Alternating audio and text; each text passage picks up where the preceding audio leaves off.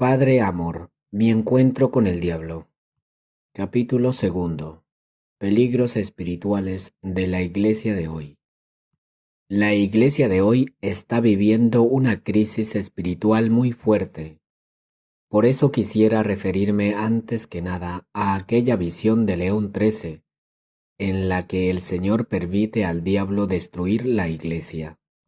El demonio iba a tener la libertad de acción para destruir la Iglesia durante 100 años. Pero Dios le dijo, no la destruirás. Por lo demás es ridículo, puesto que el Señor le dijo a Pedro, sobre esta piedra edificaré mi iglesia, y las puertas del infierno no prevalecerán contra ella. Mateo 16:18. Si leemos bien la historia, veremos que la Iglesia ha tenido periodos peores que este que estamos viviendo, especialmente desde el punto de vista de la jerarquía eclesiástica. Pensemos cuántos papados eran el monopolio de familias señoriales que compraban con dinero el nombramiento al pontificado. Pensemos, sin embargo, en los periodos tremendos que ha habido en la historia de la Iglesia. Siempre han sido periodos de santos, y vemos que justamente en estos peores periodos, figuras como San Francisco de Asís o Santo Domingo no combatieron a la Iglesia como Lutero o como algunos que después se separaron, que produjeron los cismas. Ellos, por el contrario, se hicieron santos y se convirtieron en reformadores de santos. Esa es la verdadera reforma de la Iglesia en todas las épocas. Y creo que estamos viviendo en una época de muchos mártires. Fijémonos solamente en el sur de Asia, de África. Fijémonos en cuántos cristianos son asesinados en la Iglesia. Un Monseñor Romero, obispo, que es asesinado sobre el altar mientras celebra la misa. En estos días, y desde siempre, nos llega la información de la cantidad de víctimas cristianas asesinadas a diario en la Iglesia. Yo lo sigo cada día, porque procuro escuchar en Radio Vaticana la transmisión vespertina de las 7:30. Vivimos en una época tremenda, pero también en una época de grandes santos. En efecto, digo que esta época en que vivimos es muy dura también porque estábamos habituados a vivir en naciones prácticamente que han dejado de serlo. Pero hay también naciones que no eran practicantes y han pasado a serlo. No podemos decir en conjunto que el cristianismo se haya reducido en número en nuestros años, no, aunque sí se ha reducido numéricamente en muchas naciones en las que era muy floreciente. Pienso, por ejemplo, en la nación en la que el catolicismo era más floreciente, Brasil. Era una nación en la que el porcentaje de católicos era ciertamente mayor que en nuestros mismos estados de aquí, Italia, Francia, etc. Pero ahora han tenido un descenso tremendo con las sectas. Las sectas han sido y son la ruina de Brasil. Pero hay otras naciones en las que no había cristianismo y ha nacido. Por tanto, vayamos despacio con los juicios sobre nuestros tiempos, porque si lo comparamos con ciertas épocas del pasado, vemos que ha habido periodos en los que la vida de la Iglesia se presentaba peor que en nuestros días. Pongo un ejemplo que para mí es muy significativo: Pablo VI. Podemos tomar a Pablo VI como primer modelo porque mostró una manera distinta de vivir el pontificado respecto del pasado en su conjunto. Antes el pontificado se vivía encerrado en el Vaticano. Pablo VI inició un pontificado vivido yendo al encuentro de las masas. Y lo que le asombró a Juan Pablo II y también a este Papa Benedicto XVI ha sido ver cómo en las naciones en las que el catolicismo es muy débil, cuando el Papa se mueve, el pueblo se mueve. Pablo VI se quedó pasmado cuando fue a la India, donde sabemos que los católicos son una pequeñísima minoría, al ver a esas masas inmensas que iban a verlo. Del mismo modo, se quedó enormemente asombrado Juan Pablo II. Recuerdo, por ejemplo, cuando fue a Japón, donde los católicos son propiamente una nadería. Pues bien, las multitudes fueron a su encuentro, algo que le sucedió en todos los lugares a los que fue. En cambio, cuando los papas fueron a las sedes parlamentarias, políticas o científicas en universidades, hubo alguna frialdad. Alguna persona se marchó o que no se presentó. Son los únicos lugares en los que se ha notado algún signo de frialdad, pero de parte del pueblo nunca. Consideremos el estupendo viaje de Benedicto XVI a Inglaterra. Yo me quedé verdaderamente asombrado. Inglaterra es una nación muy particular, puesto que es la única en la que se ha producido un cisma de la Iglesia Católica Romana, no por motivos doctrinales, sino exclusivamente para separarse de la persona del Papa, y solo por ello. Cuando el Papa fue a Inglaterra, había que preguntarse si la gente se movería o no. Pero vaya que ha sido un éxito inmenso.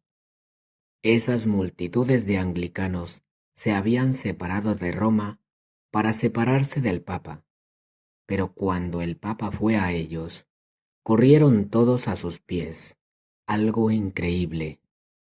Y esto acontece en todo el mundo.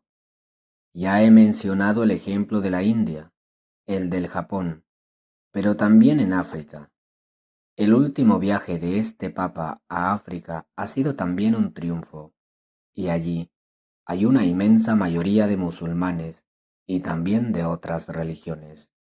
Así pues, digo yo, ¿cómo es posible que el pueblo, y aquí propiamente el pueblo de todas las religiones, de todos los continentes, sea sensible ante un hombre que no tiene ningún poder político, militar ni financiero? ¿Qué cosa tiene este Papa como para atraer a las multitudes? Me limito a enunciar la célebre frase con la que lo definió Santa Catalina de Siena, porque el Papa es el dulce Cristo en la tierra.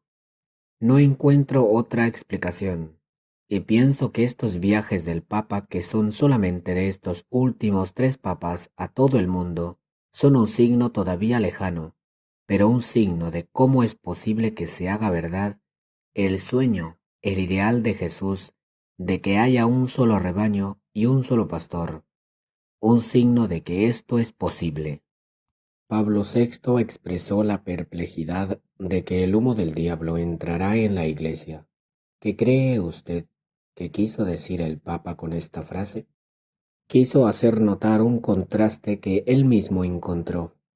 Esta actitud de las masas, enorme, incluso al dirigirse a pueblos que no son predominantemente católicos, mientras que por el contrario, en las viejas naciones del catolicismo, nos encontramos en un momento de crisis tan fuerte. Quiso decir eso porque indudablemente hay aquí movimientos filosóficos y políticos que han sido desastrosos. Tomo por ejemplo la Revolución Francesa, un desastre. Tomo la Ilustración, tomo el racionalismo y después el comunismo, que ha arrancado las masas a la Iglesia, primero las de los obreros, después la de los campesinos. Posteriormente se produjo también la penetración en aquellas naciones que de por sí, África, etc., habrían estado alejadas de la mentalidad del comunismo. Y eso, a pesar de que el comunismo se derrumbó como régimen en Moscú, en contraste de lo que era antes. Y cómo cayó el muro de Berlín sin un solo disparo. Nunca se habría sospechado tal cosa. Y, sin embargo, yo veo que entre nosotros, yo soy de la Emilia, por ejemplo, en mi ciudad Módena, el comunismo es todavía muy, muy fuerte. ¿Por qué motivos? No vacilo en decirlo. Por motivos económicos, porque un comunista encuentra trabajo de inmediato. Quien no tiene el carné del Partido Comunista tiene entre nosotros gran dificultad para encontrar un trabajo.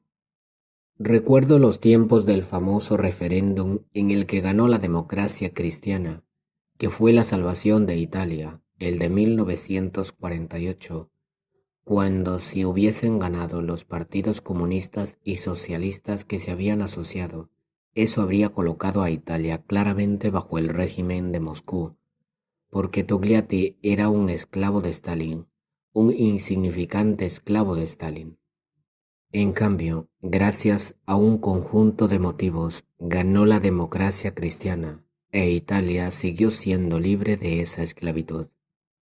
Pero eso nos da ya la idea de cuán fuertes y afirmados estaban el comunismo y el socialismo en Italia. Primero el socialismo y después, sobre todo, el comunismo, que sigue firme todavía hoy, sea por no convertirse en satélites de Moscú, sea por otros motivos, pero el comunismo sigue siendo fuerte entre nosotros y es explícitamente antieclesiástico, anticristiano, anticatólico y, lamentablemente, ha habido también un descenso de los católicos que se han escondido, se han vuelto miedosos. De ahí el llamamiento de Juan Pablo II a no tener miedo. Por ejemplo, recuerdo bien por haberlos seguido los referéndums que hubo en Italia, primero sobre el divorcio 1974 y después sobre el aborto 1981. ¿Cuántos católicos votaron pública abiertamente a favor del divorcio y del aborto?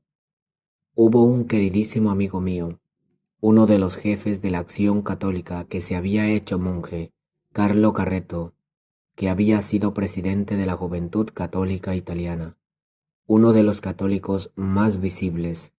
Él predicó en contra de la abolición del divorcio, quiso el divorcio. Los comunistas y socialistas andaban por ahí con los discursos de Carlo Carretto en la mano y diciendo: «Fijaos, este es monje, es uno de los vuestros». No hay forma de obviarlo, y él predica en contra. Quiere que se vote a favor del divorcio en el referéndum. Se ha producido, pues, este gran paso cultural dominado primero por la Revolución Francesa, la Ilustración, el racionalismo, el comunismo que ha monopolizado el mundo cultural, y allí ha monopolizado también el resto del mundo, por lo que ha habido este enorme descenso de la fe en nuestras regiones.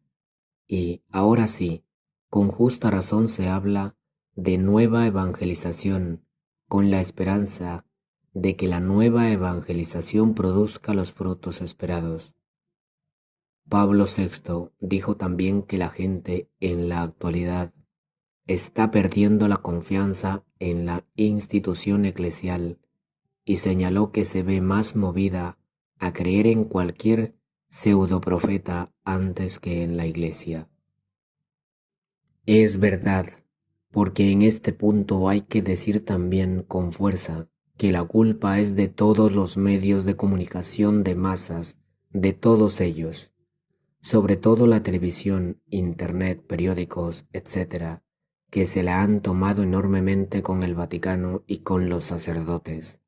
Sí, hay sacerdotes que no deberían haberlo sido, pero ¿cómo se lo han tomado con ellos?